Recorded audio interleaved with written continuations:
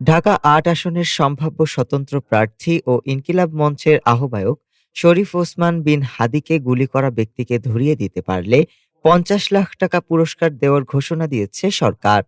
১৩ December সচিবালয়ে আইনশৃঙ্খলা সংক্রান্ত কোর কমিটির সভা শেষে সংবাদ ব্রিফিংয়ে এ ঘোষণা দেন স্বরাষ্ট্র উপদেষ্টা লেফটেন্যান্ট জেনারেল জাহাঙ্গীর আলম চৌধুরী। তিনি জানান, জাতীয় সংসদ নির্বাচন সামনে রেখে আইনশৃঙ্খলা পরিস্থিতি নিয়ন্ত্রণ এবং সন্ত্রাস দমনে অবিলম্বে অপারেশন ডেভিল হান্ট ফেজ 2 চালু করা হবে। এর আগে চলতি বছরের ৮ ফেব্রুয়ারি থেকে অপারেশন ডেভিল হান্ট 1 পরিচালিত হচ্ছে। স্বরাষ্ট্র উপদেষ্টা বলেন, জুলাই গণঅভ্যুত্থানের সম্মুখ সারির যোদ্ধা ওসমান হাদির ওপর হামলার ঘটনাকে সরকার সর্বোচ্চ গুরুত্ব দিয়ে দেখছে।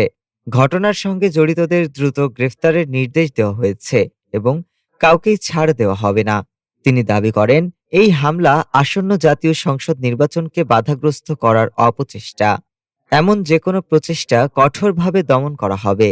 একই সঙ্গে তিনি ওসমান হাদির সুস্থতার জন্য দেশবাসীর দোয়া কামনা করেন।